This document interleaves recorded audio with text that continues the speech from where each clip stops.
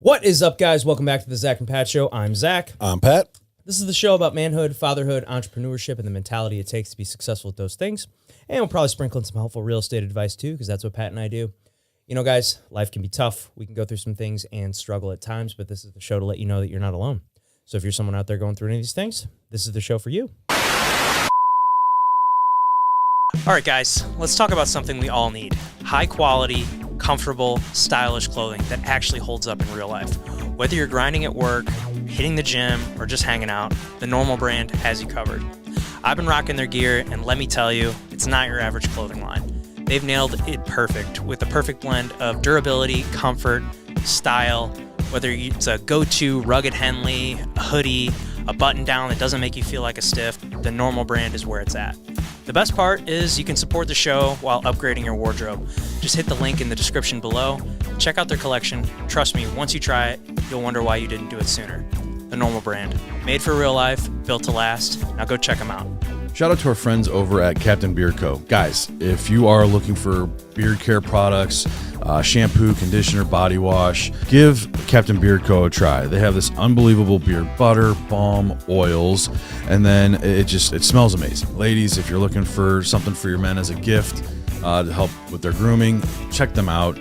Also, if you guys are looking to just set the mood one night, candles, unbelievably smelling candles, made with all natural ingredients here locally to St. Louis. Give them a shot. Also, while you're there, use the promo code Zach and Pat for 10% off your purchase. Hey there, guys. We really appreciate you checking out the Zach and Pat Show. If you can obviously tell, we are a newer podcast, but one way we're really trying to grow the show is trying to get up the amount of subscribers we have. So, you know, if you're watching the show and you're getting something out of it, we'd really appreciate it if you could click that subscribe button. That would help us out a ton. Please click that button. And now back to the show.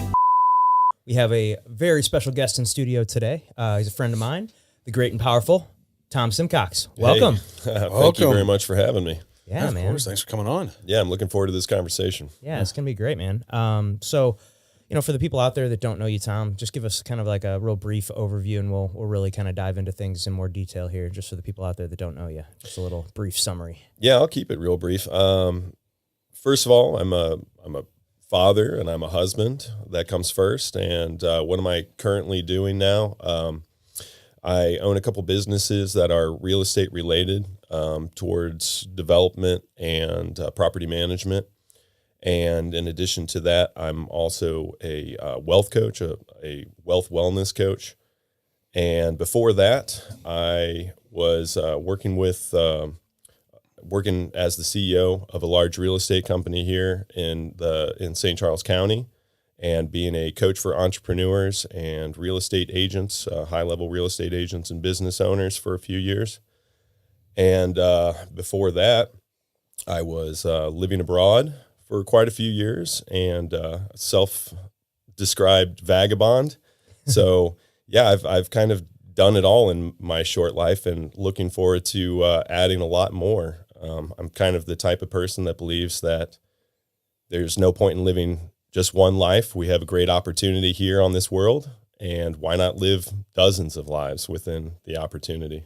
Yeah, man. That's awesome. Yeah, that is awesome. So you self-described vagabond. Tell us about those years of living abroad and being a vagabond.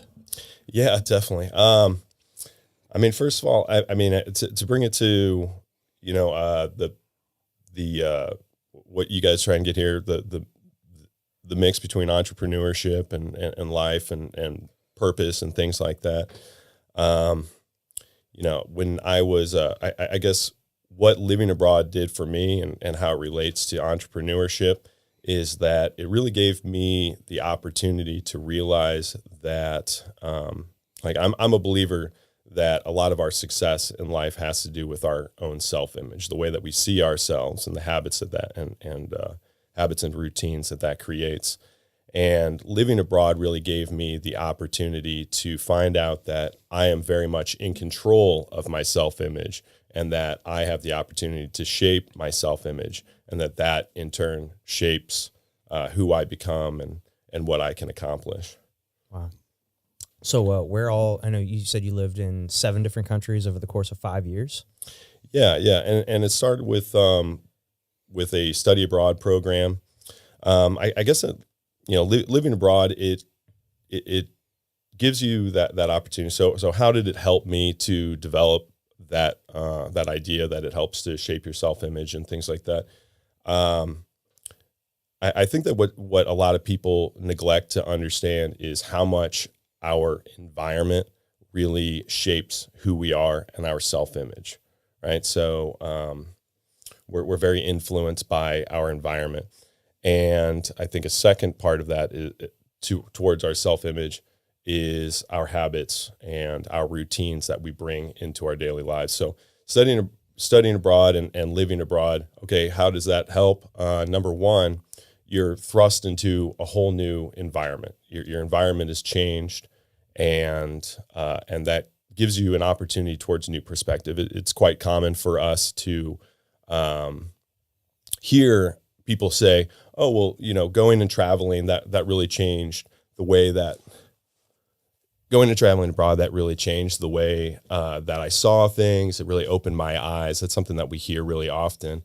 And I guess it's that perspective that gives us the opportunity to look at things in a different light, and it challenges our belief system, right? The way that the things that we believe are true, the things that we think are true, right? And it opens up a new perspective.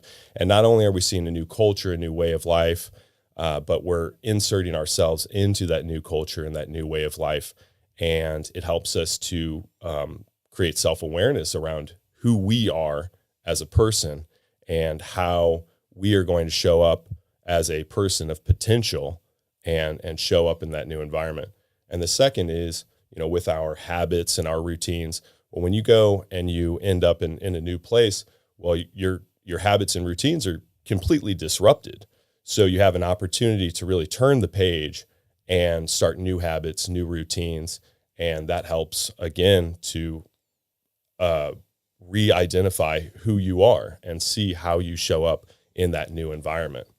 Does that make sense? Yeah, Absolutely. definitely. So a couple questions on that. So when you did this and you did the travel abroad and then living abroad, was this you just being introspective and realizing like, hey, I want to do this to help me figure out who I am as a person? And then with that, was there a particular place that you traveled to that really hit like really made an impression on you that was like, hey, this is who I am? Yeah, that's a great question because again, we are products of our environment, and we always neglect how much our environment is shaping that personal image. And so the first time that I actually moved abroad was a study abroad program, and I went to the Netherlands. And why did I go there? Because that's where my brother went in college, right? And so I was being a product of my environment. I was being influenced by someone in my life who had done something, and so I made that choice. So the first part was I was influenced by that. And the second is at that time, I was just, I just like wasn't feeling good. I was kind of in an unhappy place, and I really wasn't sure why. And I wanted to put myself, and I think that this is very often something that you hear about people that go and travel. They say that they go and, want to go find themselves or whatever. And, from then to now, the way that I've reshaped that story is that I was not yet in alignment with who I was. I was not yet in alignment with my potential. I did not have a clear mission, vision about my life. And when I went there, so how did it show up when I was there? I got to self-discover who I was. So I'm thrust into this new environment. I'm now in the Netherlands. I am no longer with my friends. I'm no longer with my family. This is before cell phones and Zoom calls and things like that. So I'm completely on my own. What did I show up with? I showed up with my potential, right? And really the self-discovery and the way to shape my self-identity started with unintentional self-discovery. I show up and I'm in this new environment. I'm around new people. And what do I start to see about myself? I'm not a shy person that I thought I was in high school. It's not hard for me to make new friends. I'm actually good at making new friends. I'm not a follower. I'm a leader. All of these things start to show up, and I'm starting to have clues about who I actually am and my true potential. Oh, that's awesome. And And was there a particular place that you lived in that really allowed you to understand this, or was it just a combination of all the places? It was a journey. Yeah. It really was. Yeah. Because then I go from the Netherlands the second time that I study abroad. So again, I had a great opportunity. We're shaped by our environment.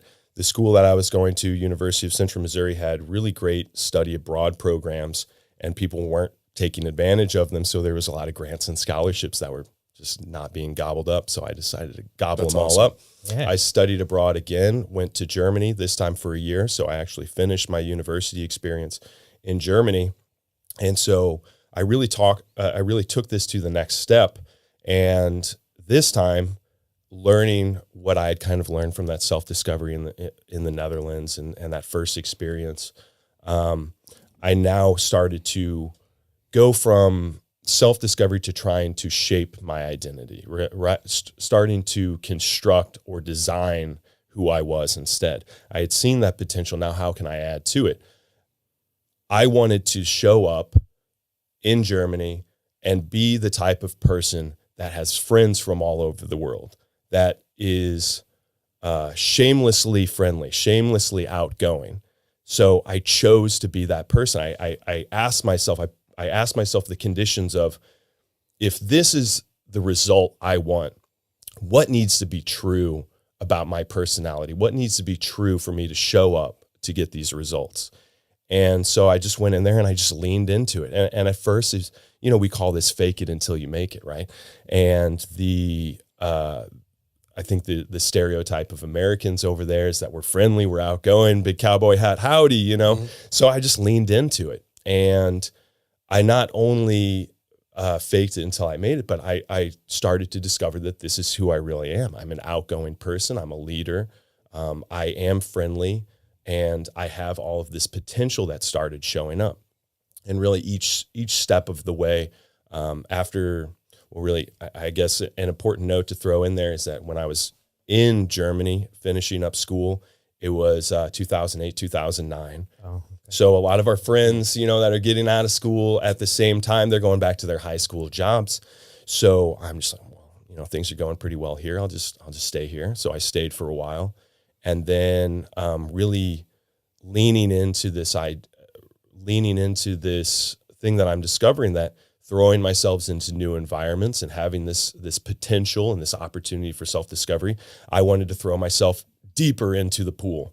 So I moved to Southeast Asia and ended up in Thailand for several years. Wow. So what made you choose Thailand? It's just the unknown. It was a completely different environment. Yeah, it was going from Germany to Thailand. Yeah, absolutely. Yeah. And going from, America to Thailand to Southeast Asia.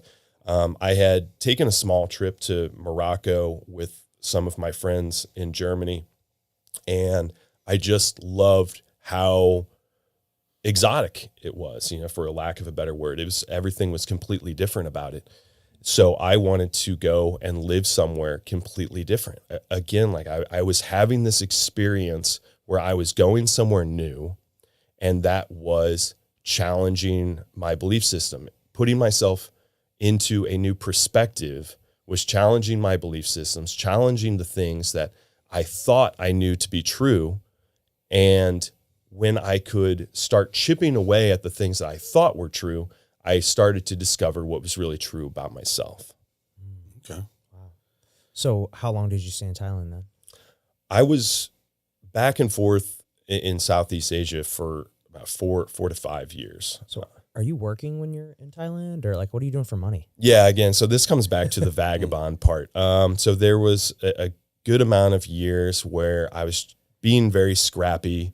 I was teaching English, tutoring English, working at Irish pubs here and there, just any way to kind of support my lifestyle. And again, kind of going back to that idea of finding out what was true about myself, was that I didn't need to, what I learned about myself was that I didn't need to have this big career job, or I didn't need to have a lot of money to be happy and to feel fulfilled. For me, the adventure was fulfillment. I was identifying that I had a lot of passion around this discovery and experience that was bringing a lot of that energy into my life.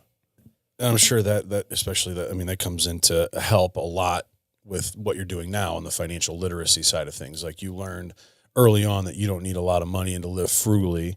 I'm sure that carries over into does it carry over into how you work with your clients on financial literacy and wealth management and things like that? Yeah, absolutely. Absolutely. Because it goes back to how you perceive yourself, how you see yourself.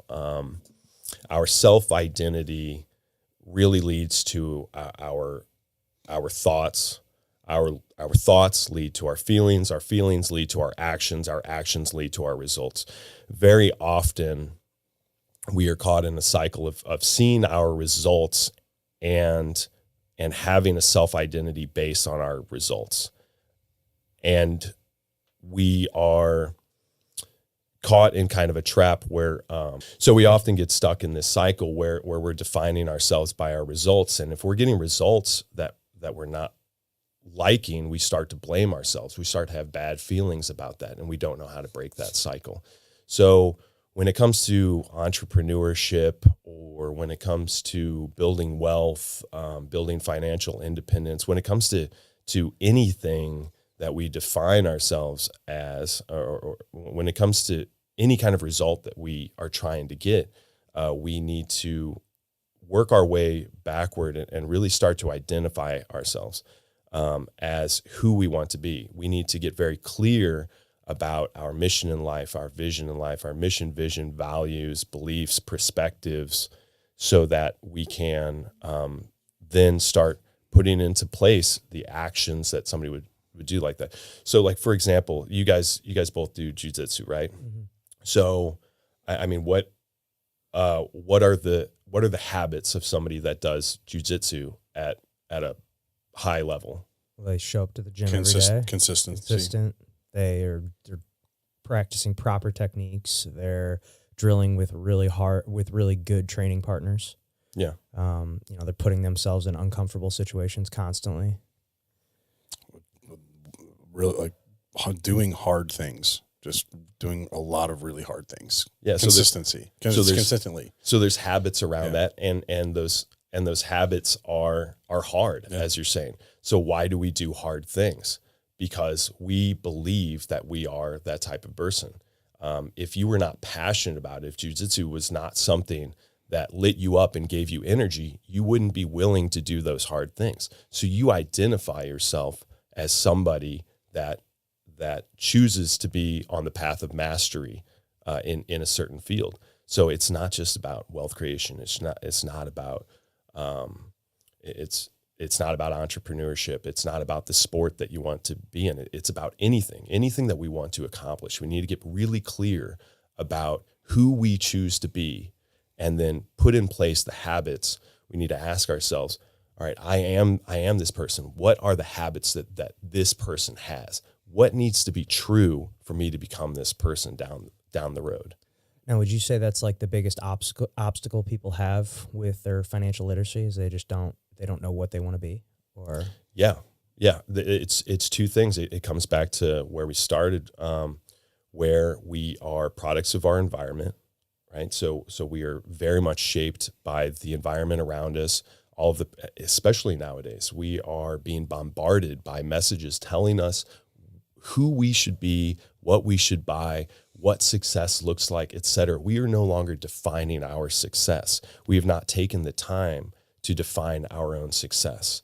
I often relate wealth building to playing a board game, or really, again, you can use this metaphor for anything. We are living life, and it's just like playing a board game, and we know we're playing a game. We refer to it as playing the game, right? Yeah.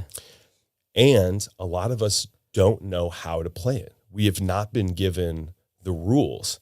And even further is we don't know why we're playing. What is the objective to our game?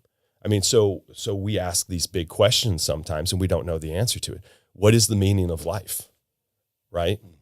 I mean, do you have? It's different to everybody. Yeah, exactly, and it should be. And you guys have a more intuitive feeling around what your mission, vision, values is, or else you wouldn't be doing something like this.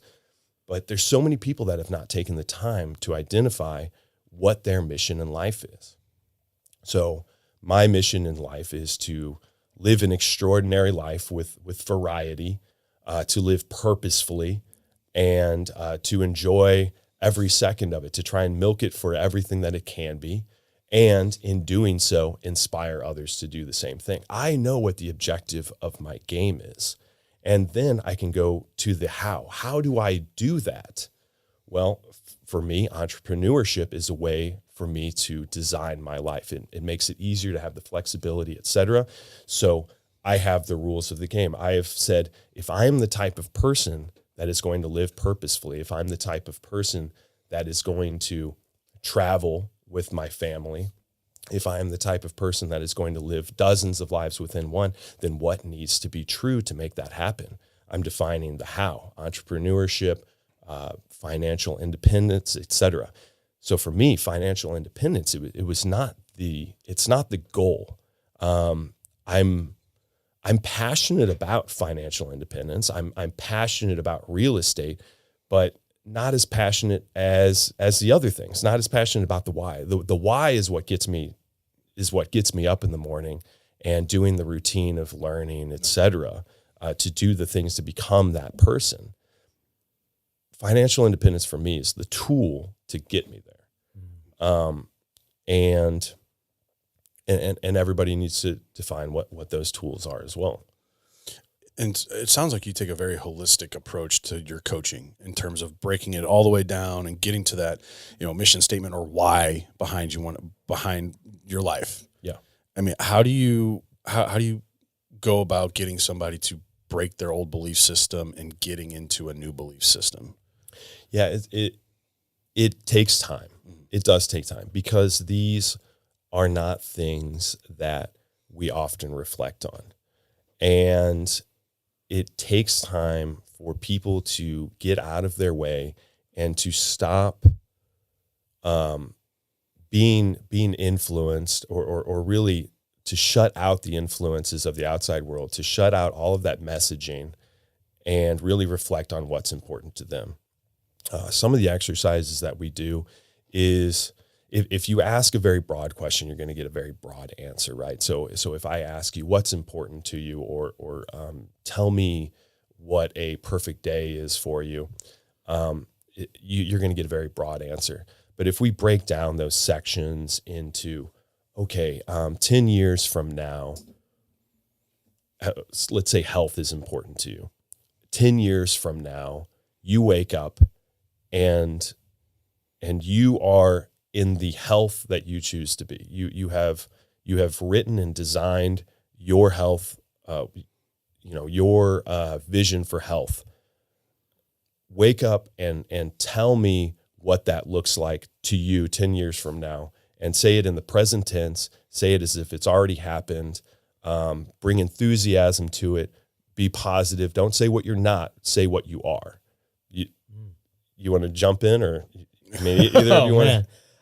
So if I wake up 10 years from now, what do I want my health to look like? Or pick a category that you'd like. No, I mean, health is an easy one. I want to be able to wake up. I want all of my whole body to work. I want to be able to, chase my kids around, go for a run, go train jiu-jitsu. I want to be able to do all those things comfortably.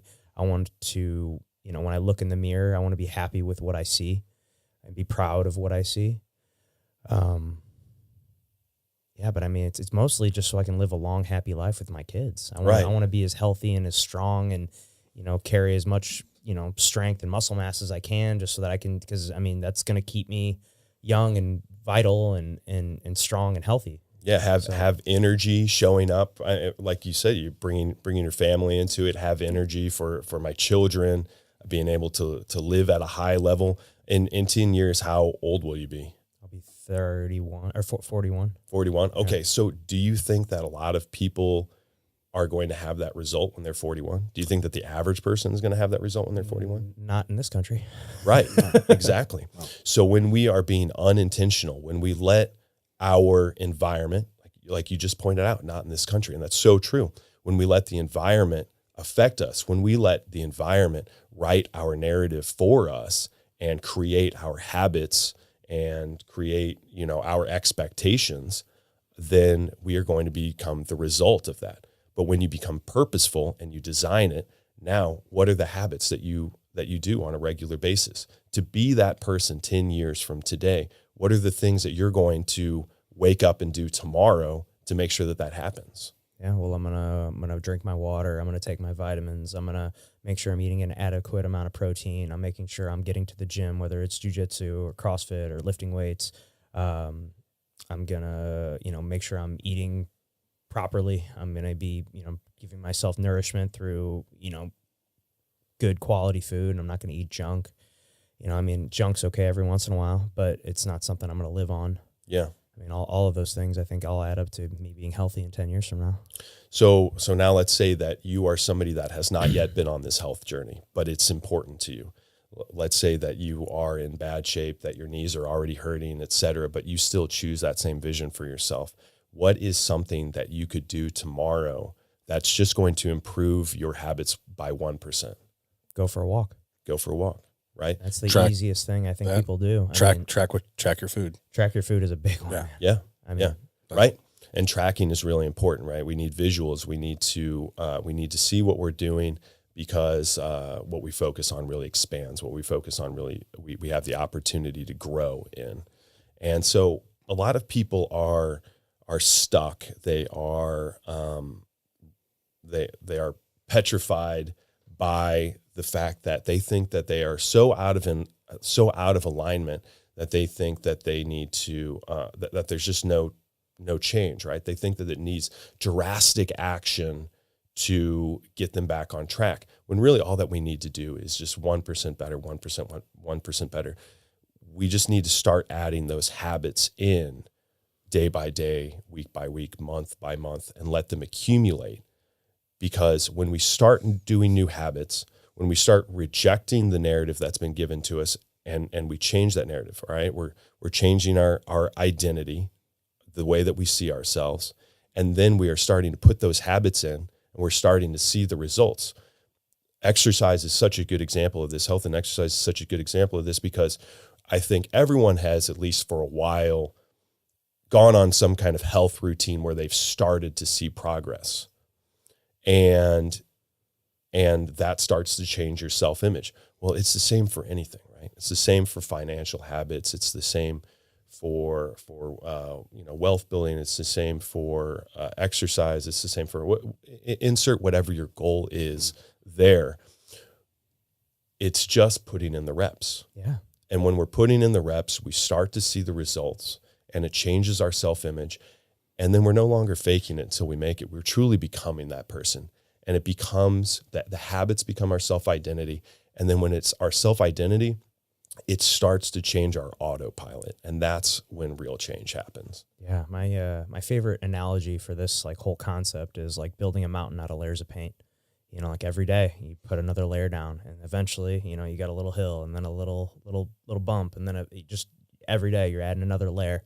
Takes a lot of time to really see the results. But if you're consistent with it, you're going to build that mountain. Yeah. 100%. Yeah. So, but to get back to the original question before we went off on this weave. Yeah. We're talking about travel and things like that. And I think that, by the time that I went to Thailand, by the time that I went to Southeast Asia, what I started to realize, or what I started to conceptualize at a higher level, is that I could start to build my identity. And it was never fraudulent. It was never false. I think that some people think that, we say fake it until you make it, and we feel fraudulent. But really, we're doing it within our values. We're doing it within some kind of construct of who we want to be, and that's based on our potential, right? When we get clear about our mission in life and our vision for our future, we should be allowed to try on new clothes, put on a new jacket. If we weren't, we'd all still be wearing Jinko jeans and stuff like that and looking like fools, right? So we're allowed to change. We should be excited about changing. So by the time that I got to Southeast Asia, I was trying on more extreme things to the point to where, the vagabond, right? Yeah. I'm just like, hey, I want to be like a lost boy, right? Peter Pan lost boy. Peter Pan. Yeah, exactly. And so started going on adventures and getting myself into just weird circumstances based on this new belief system of who I chose to be. And I started with this mantra of, step 1, believe. Step 2, get involved. And just do it, right? Just do it. Try it on and do the things that person would do. Yeah. Well, do you have any of those specific circumstances that you kind of put yourself in that stand out? Yeah. I'll share a good one. And I gave you a teaser on this one at our meetup. Where to start this story? It's a very long story, so I'm going to give you the really quick version. Oh man, we got time. Yeah, it's a long one. I'll start on a rooftop in Chiang Mai. I was in Chiang Mai. I'd already been living in Thailand for about a year, and originally I was in a really small town, Sawan Kalok, where it was literally me and 3 other foreigners living in this town. No one else spoke English. I was an English teacher. It was just very small. And after putting in my year there teaching at this school, I really wanted to move to Chiang Mai. It's this mountain village up in northern Thailand, very jungly, very Rasta. There are little Rasta bars and things like that, just to kind of give a little settings. Anybody that's been to Chiang Mai, they know what I'm talking about right now. This is one of my favorite cities in the world. And my intention was to go there and get a job. But the problem is that, especially during, the past couple decades, Thailand does this thing where they like to, have a coup every few years. It's like the Olympics there. So they were experiencing one of these political coups, and this one got particularly bad. To the point to where there was a curfew and they had shut down the schools, and it just wasn't really a good time to be looking for a job or really a good time to be in Thailand at all. Here you are. Yeah. And so here I am on the rooftop of a guest house because we can't go out because the Rasta bars are shut down. There's no place to dance, So sitting on the rooftop, and I meet this guy from Australia, and he's telling a group of us about what he does. And he's a travel writer for a small newspaper in Geraldton, Australia. And he's going on about how he just travels around and he goes on little adventures, and he needs to write so many words, and it gets submitted and gets published once a week. And I'm sitting here and my wheels start spinning. I go, wait a minute. So you're telling me that you need to do something stupid enough every week to write a story about it? I'm like, I am your guy. Yeah. So I traveled with him for about 2 years. No. Yeah. So what do we immediately do? Well, we decide that we're going to go to Laos. We're going to get out of Thailand, remove ourselves from the environment, and go on a little adventure. So Josh and I and a gal from Saskatchewan, Canada, go up to Laos, and we have this idea that we are going to get a boat and sail it down the Mekong River. This is our big idea. Again, step 1, believe. Step 2, get involved.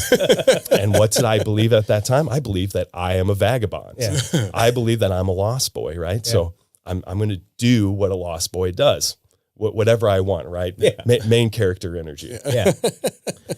So we go to Luang Prabang, big city in Laos, and we exchange our lonely planet for an SAS, Special Forces survival guide. We buy machetes, we buy rope, all these things that we're going to need.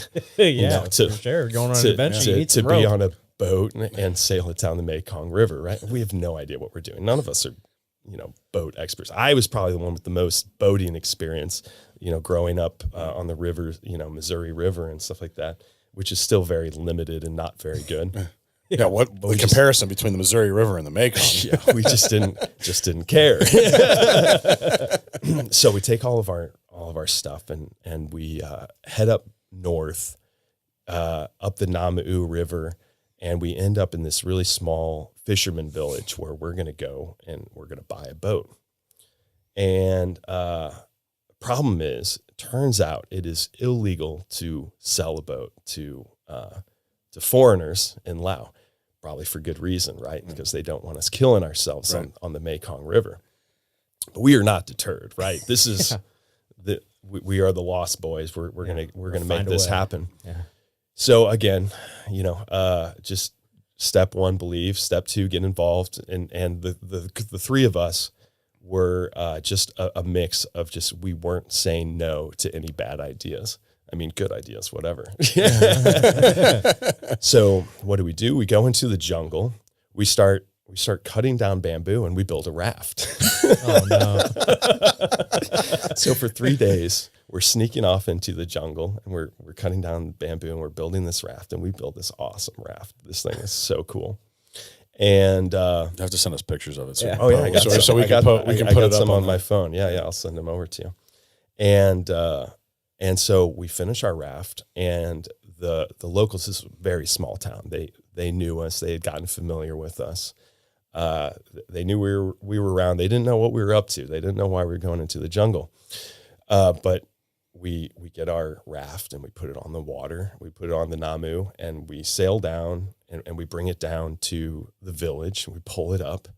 And I mean, as we're riding down, some of them are giving us thumbs up, like, yeah. And some of them are just going like, And how big this is is this a thing? terrible idea. I mean, it's like probably twice the size of your table here. Okay. Yeah. I mean, it's a good raft. Good raft. So we had a lot of rope, right? We're going to utilize that rope. So we pull it up and we go and we get water, we get supplies. We're on our way, right? So, we come back to our raft and there's some guys there and they're asking us in as good of English as they can, what's your plan? Like, what's going on here? We're like, oh, we're going to sail it down. We're going to Luang Prabang. We're going to make our way back. And they're just like, no, you're not. We're like, oh, well, yeah. We're just going to write it down. No big deal. And we never knew if this was a threat or if they were warning us, but they go, no, you sail, and they go like this, like, are you threatening us or are we going to kill ourselves? We're not sure. So they leave and, we get on the boat. We get, All right, they're gone. Let's get on the raft and we start going. So we go down probably just like a mile the first day, just testing it out. And then we stop. And the first night we stay on a sand barge on the side, and success. We party. We had a bottle of Lao whiskey. We drink up that night and have a little party. And then the next day, we're waking up, and Josh and I, we take the raft down a little bit, and we're trying to catch breakfast. We're going to go fishing, right? We're Lost Boys. That's what we do. And Molly is still up on the sand barge around a bend, and then it curves around, and she's like signaling us. She's like, they're coming. We're like, what's going on? Well, anyway, the police, the people that had stopped us the day before, they're bringing their boat down, and they find us. They're not happy, so they they put us on our raft, and they tie the raft to the boat, and they pull us back up to this town, and they bring us to their jail. It's a hut, right? It's like the size of this room. And now keep in mind, I had been in this small town in Thailand for a year now, and my Thai had actually gotten like pretty usable. And Laotian is very close to Thai. Just a couple words changed. They don't know, they don't suspect that I understand what they're saying. And so I can hear like the main police officer talking to the one that has the really broken English, telling him to, what to ask us, etc. And they are just confused. They have no idea what to do with us. And so we are purposefully trying to confuse them. They're saying, well, and you're not doing anything illegal. I don't know. Yeah. I still don't know. Still don't know. I still don't know. Still don't know. And they're asking us where we got the bamboo, and we're all, the three of us point in different directions. It's hilarious. It's like a comedy sketch. And they're so confused.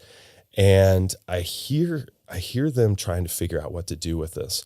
And it's turning into that they're going to shake us down, right? They're going to see what we can get out of this. And so they decide that what we had done wrong was that we illegally took someone's bamboo, and they're pointing to the other side of the river. We weren't over there. It doesn't matter. So we're getting ready for the real shoe to drop. And they, again, like long story short, they come to this number, and they say this number, and we're thinking it's going to be this huge number. And then like we convert in our heads, and it's like $30. So we're like, oh yeah, trying to play it off. It's Damn. like, I guess we can do that, And so there was a funeral or something like that day. And so the two officers or the two, whatever they are, they needed to leave to go to this funeral. And they're like, okay, well, we're not done here. You guys need to stick around, and we're gonna figure this out later. So they leave. They go to the funeral. We're sitting again in a. So you guys are just like in a hut. Like, yeah, we're in a like, hut about this size of the room, like and locked in, or is it like no, I know. Okay. Okay. Like they're not like No. you're not like handcuffed or anything. No. You're just like sit here. right. So I Stay. So I look at Josh. Josh looks at me. We look at Molly, and we're like, we should get out of here, right? Doors open, right? So we left.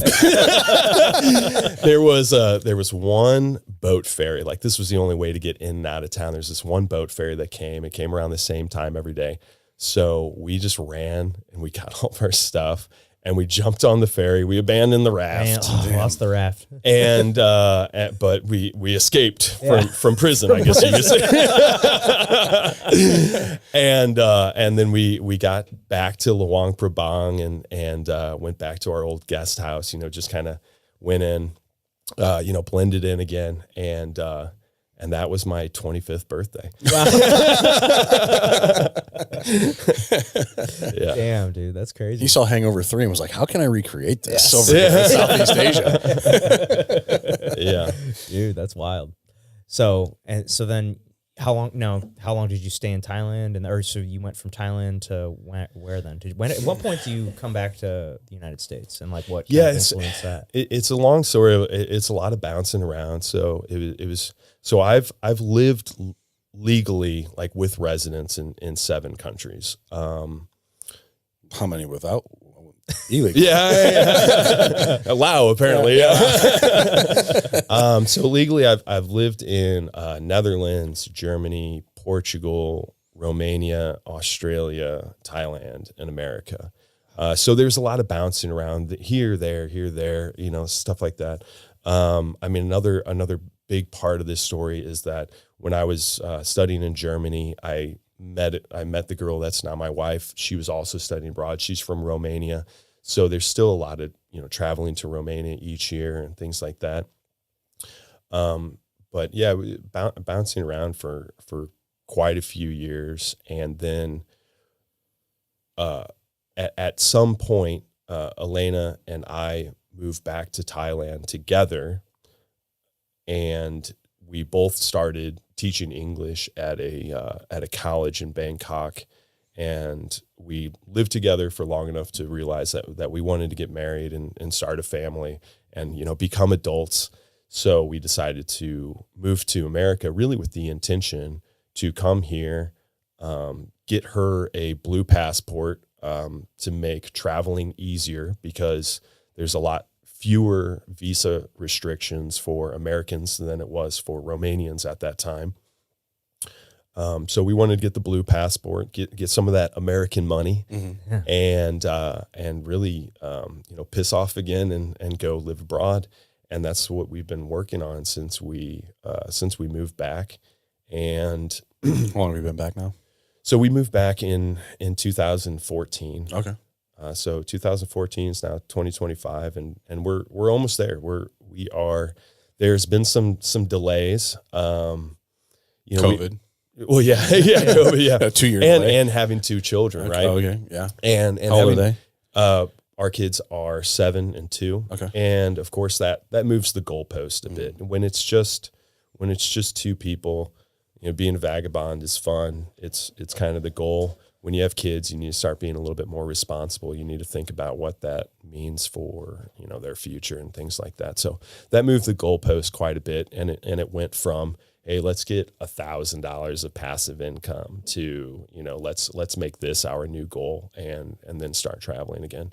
But our intention at this point is to start homeschooling our children next year and start traveling and living abroad with them. We're going to keep a home base here in the St. Louis area, but start doing what we call like a study abroad program for the kids. We're thinking about going to South America. That's the intention for fall of next year, and and just continue to live purposefully and reintroduce a lot of travel and new perspective back into our future.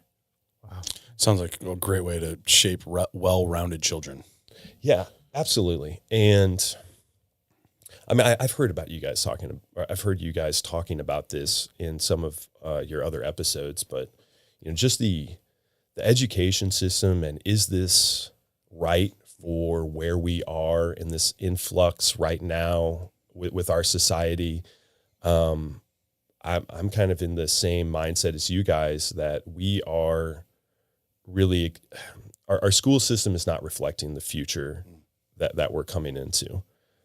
So, we're by introducing some of this perspective, again, going back to perspective for our children, giving them the opportunity to experience different things, experience different cultures and opportunities. It's going to help them at an earlier age identify who they are, identify their mission, their vision, their values, so that they can move forward with that, because it makes decision-making easier. Going back to the coaching aspect of it, when we can replace the thought of, I am going to, let's put this back in the context of financial independence and wealth and things like that.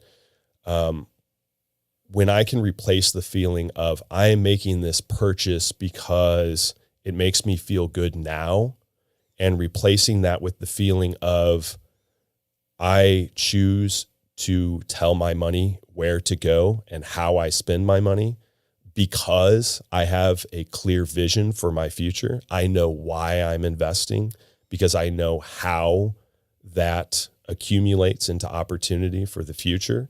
And then I know what I'm doing and who I am. Okay. Yeah, that's awesome. Yeah, it's funny because the guest we just had on episode's going to come out right before yours.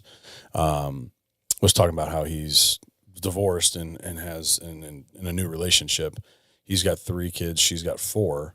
Her 4 are all homeschooled. His 3 are all in there, and to see the difference between the 2 of them, or the 2 groups. He's like, yeah, the homeschool kids work for 3 hours a day and get as much done in those 3 hours as my kids do when they go to school for 8. Yeah. A word that I use all the time is intentionality. And, I think that the school system is acceptable, totally acceptable. Mm-hmm. And I think that the school that our daughter's going to now is totally acceptable. And I think that there's value to it, et cetera, but are they being intentional? Mm-hmm.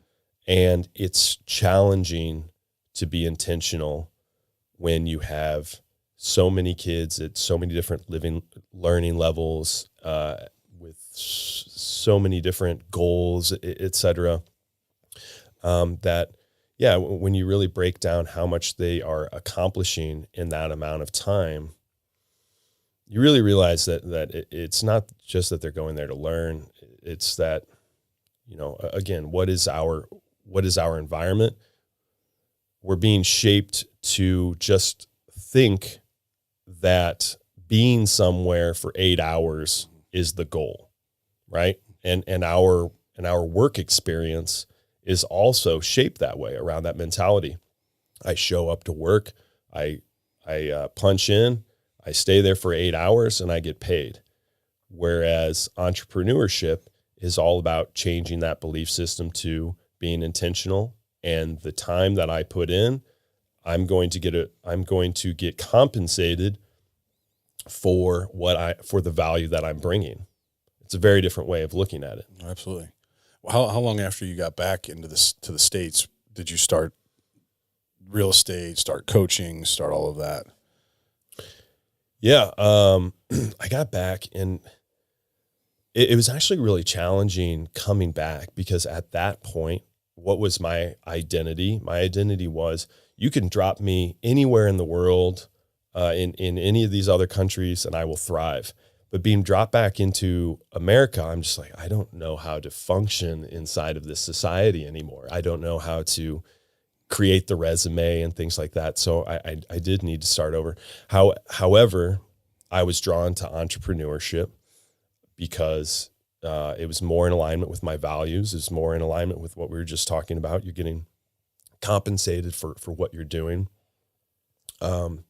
So I was actually reaching out to some people, one person in particular, who I had met while traveling, and he was really influential on me because he was another teacher in Thailand, and he was just there as like it was just fun for him, right? Oh, this is an experience I'm going to do. And he made all of his money. He was a real estate developer in Boston, still is. And he's just like, oh, I'm just here for the experience. And he was making more money just like sitting on the couch, passively back in Boston than he was. I'm like, hey, this is my full-time thing. And you're just here, kicking around. Yeah, exactly. Hanging out for the experience. And so when I came back, I was really fascinated with that. Let me give you an experience. Yeah. Take you on one of my adventures. Yeah. Oh, yeah, we did. Good wrestling. We did. Yeah. Yeah. And so when I came back, I reached out to him. I'm just like, hey, this is what I'm thinking. He's like, well, you need to get into real estate. Like it's perfect for you. And I didn't really know what that meant, but I'm like, okay, yeah, sure, whatever. Let's go figure it out. Step one, believe. Step two, get involved. So yeah, I went to a real estate office, local Keller Williams office, and I sat across the table from Russ Knowlting, and he slid the Millionaire Real Estate Agent book over, and he said, I'm not going to teach you how to be a real estate agent. I'm going to teach you how to be a business owner. And that spoke to me. So immediately I chose to think of myself as a business owner and not as just a salesperson or anything like that. So that led to different opportunities within the organization. I decided that the sales side was not something that I really wanted to do. So I really injected myself into being part of the leadership and office and things like that. Had an opportunity with a really successful team on the operations side that gave me an opportunity which I really hadn't earned or maybe didn't deserve at the time, as a team leader of an office that was being launched out in St. Charles County. I made the most of the opportunity and really thrived in parts of it. In particular, working with other agents to help them develop their businesses and help them to scale and et cetera. And so the coaching part was really the part that I thrived in and really enjoyed. The productivity of the office was doing really well. But in the end, I chose that I wanted to be an entrepreneur myself, and I wanted to start my own business. So in 2019, I stepped away from that and started my own business. Okay. Wow. Well, you have and so that's when you kind of started your real estate investing. Yeah. Kind of in 2019, because Yes. you got a pretty, you were featured at the Make It Happen multifamily. It was the last one, but the one before, I believe.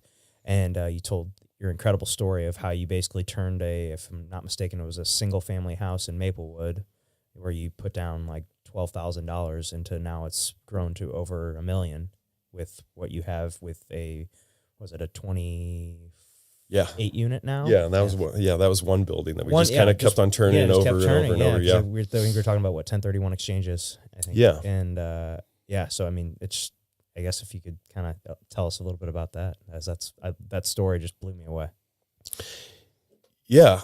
And instead of that one in particular, just kind of focusing on the business as a whole. Yeah, we got into it in 2019. Again, the idea was that I wanted to really prove to myself that all of these things that I was coaching other people on, that I could do it myself at a high level, that all of this wasn't just hogwash, that, really getting in touch with your mission, vision, value, belief, perspective, that having this mindset of an entrepreneur and doing the activities that entrepreneurs do was really what was going to excel and create a business worth owning that funds a purposeful life. That's what it all was. Again, why am I doing it? Because I wanted to create passive income so that I could fund a purposeful life of travel for me and my family.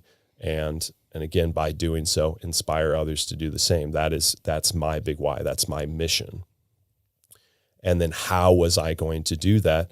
I'm going to do it by developing multifamilies and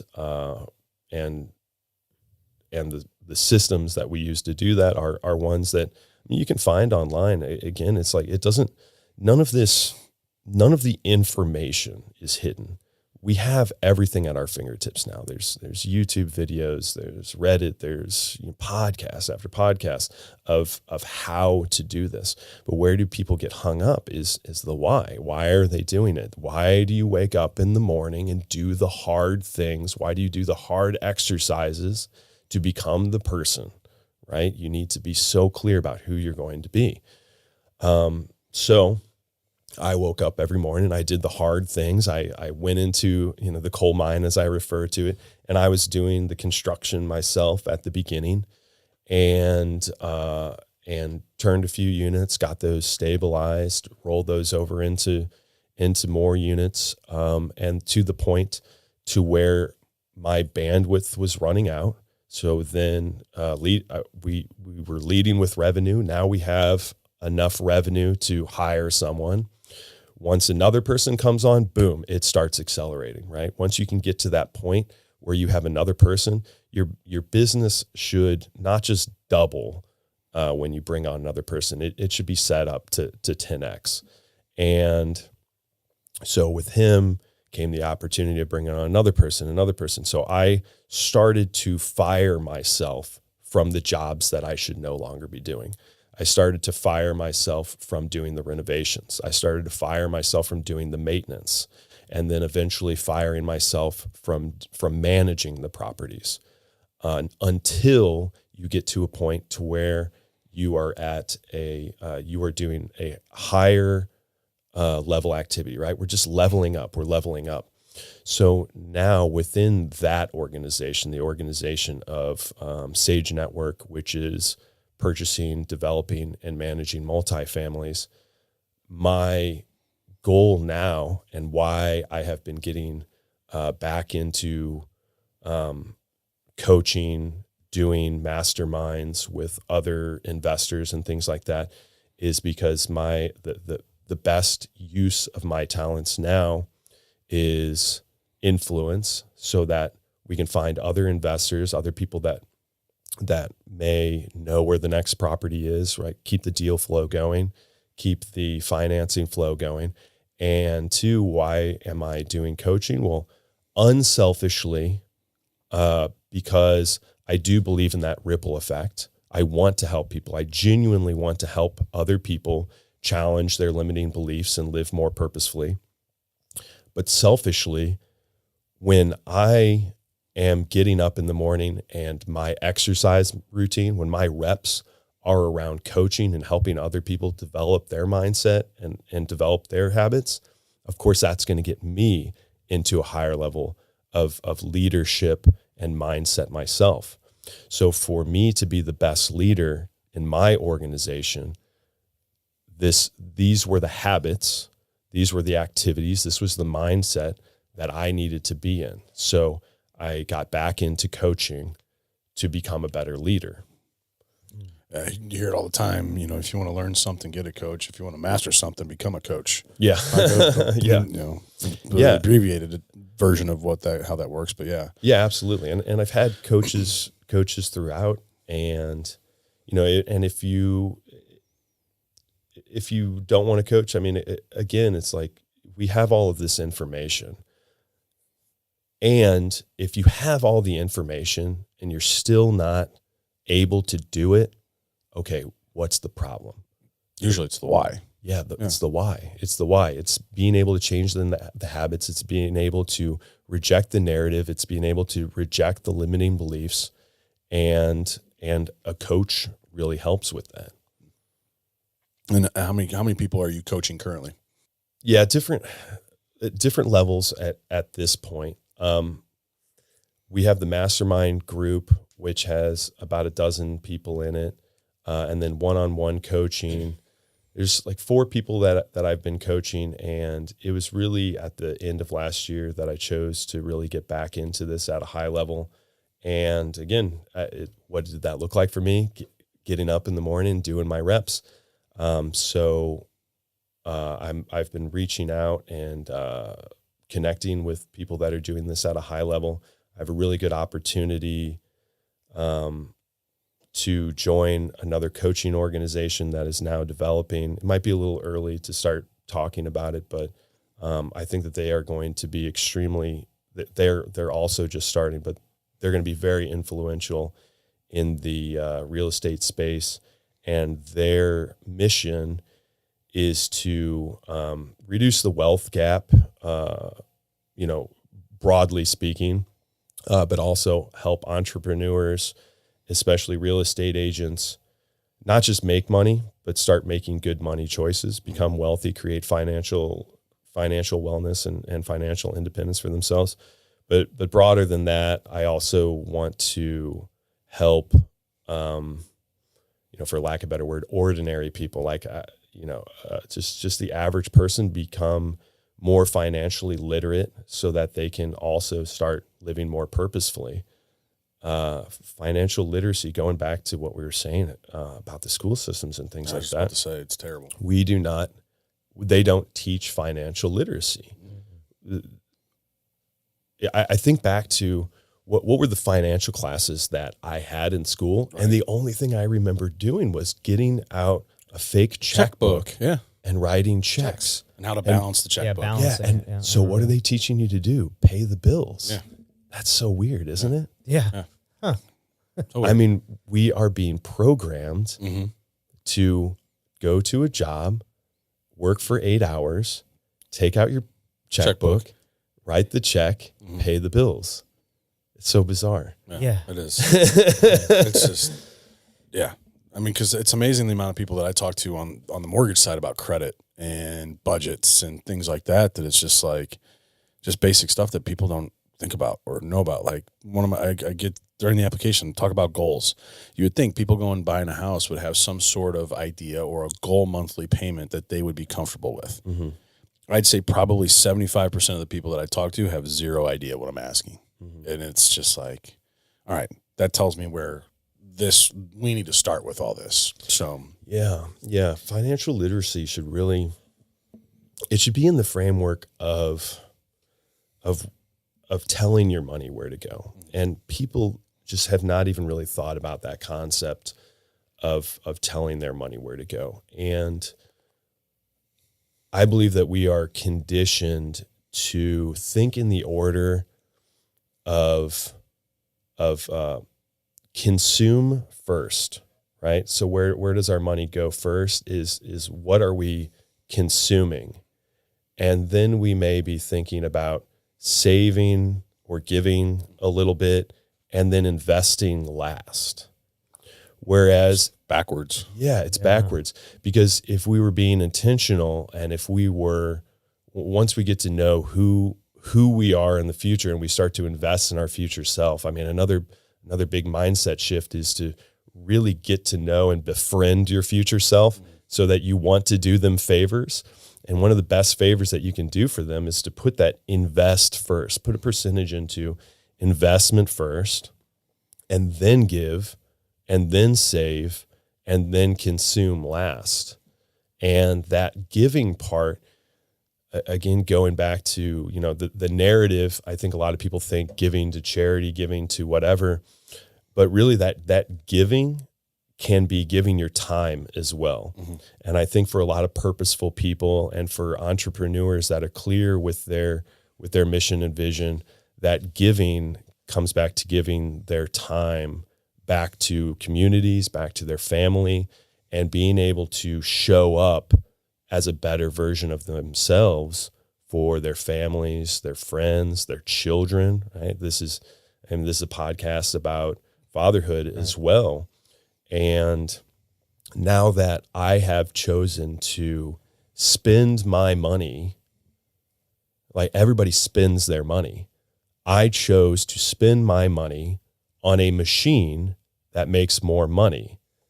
And that allows me to have bought back my time. And now I get to spend that time with my children. I get to be more influential in their lives and their development and help them to be better versions of themselves as well.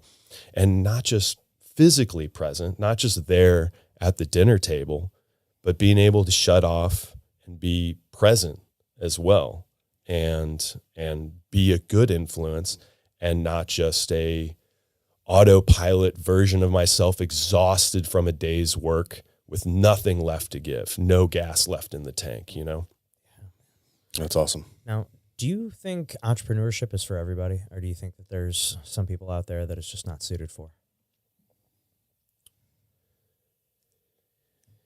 Yeah, there's different levels of entrepreneurship. I think that there is entrepreneurship for the people that are risk takers, that have that that maybe like, deeper inside have that level of risk that's okay with them. And then within that, there can also be intrapreneurs, people that are entrepreneurs inside someone else's ecosystem. There's a little bit less risk, but still the opportunity for growth. And then it's okay to be an employee. Like I don't want to poo on that at all. I think that you can still live a very intentional life within that employee category of the cash flow quadrant. Another group that I am part of locally is the Choose FI group. And the people there, so Choose FI, Choose Financial Independence. It's part of the greater FIRE movements, financial independence, retire early. And they are all about intentional living. And most of them are employees. There's not as many entrepreneurs. But what they typically, or what I've identified as kind of their path, is that they use employment as a stable source of income. They invest rapidly, and then financial independence for them, they can stay within comfort. Once their money is working for them and has created stability, they can start to say no to things that they no longer want to have in their life. They can say no to their job. And quite often what that turns into is entrepreneurship for them. Because I would say that maybe entrepreneurship is for everybody once they get to that level of security that they need. A lot of people have that personality type. They're risk averse. They want that safety, security. My wife's like that, and she's also very entrepreneurial. She needs that safety net of a more regular income. Yeah. My wife is as well, for sure. Yeah, she definitely likes that. We've been talking about her possibly leaving, teaching for a long time now, but I just don't think that she just. I think she's hesitant to give up the safety net of a salary, and it's also like I don't think she is ready to leave her career. It's a big decision to kind of leave something that she's put the last 10 years of her life into, which, I mean, I'm sure there's a lot of other people out there in similar situations where, you know, maybe they could step away if they wanted to, but they don't want to because it's a big risk. And, you know, people have different levels of, you know, risk taking or risk aversity, or people have different levels of risk that they're willing to take. Yeah. And within the framework of financial wellness and reaching financial independence, I think that that's a great combination, having those two people together, because you can live off of that stable income. Oh, certainly. If you choose to make that your security number, so going back to, you know, getting loans and things like that, if your basic needs can be paid for, can be funded by that W-2 safe job, it allows the entrepreneur to go out there and take risks and accelerate that opportunity. And then once that side of the equation starts to, you know, make that money printing machine, it can replace that the W-2 job, and then that creates more opportunity and more freedom. Yeah, I mean that's one of the things that always worried with when I was married with my ex-wife. I mean, she was a realtor too, and you know, so we didn't have that. So she's commission only, I'm commission only. So there was never that stable income, which is always like, all right, you know, we're constantly working to make sure that we're not running in any issues or things like that we, you know, I think it limited us on some risks that we could take because we didn't have that stable income. Yeah, Yeah, absolutely. makes sense. How would you say being a father has influenced your businesses? I mean, Yeah. Being a father, I mean, reshaped the conversation for me. It reshaped my identity again. And I say that it moved the goalpost as far as what we needed for income, but that's because now I focus on it reshaped my identity as a provider as well.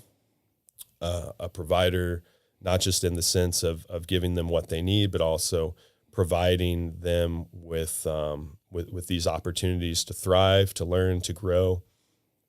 And so it was a big motivator to step up and really create this business to fund Our Perfect Life that can help them to become the best versions of themselves.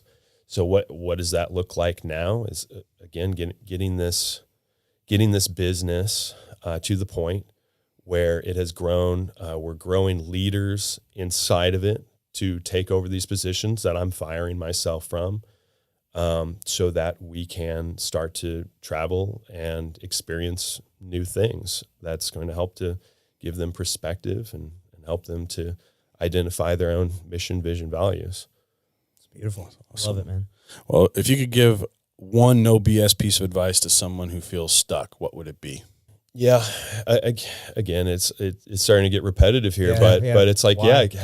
start with the why. Again, quite often we think about what we're doing and then how we do it, and we very rarely get to the why.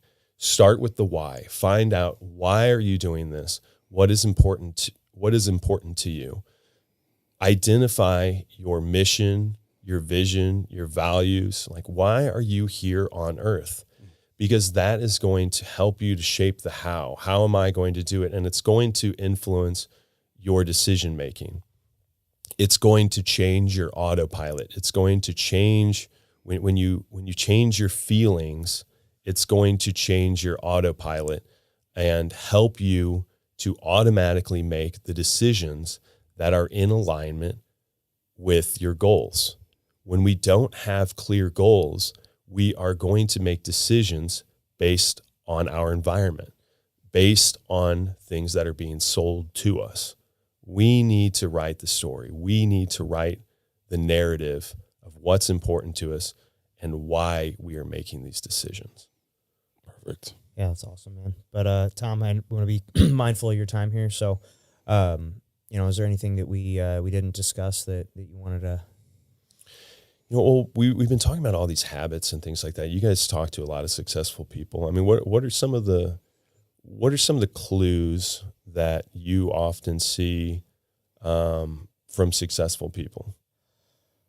Well, one of them would just be a lot of things we're talking about here. They all have a very clear why on why they're doing what they're doing. They all seem to be very driven individuals that are willing to take action. There's one thing to just read the book, listen to the podcast, watch the YouTube video, but to actually go out there, get their hands dirty and start implementing what they're learning.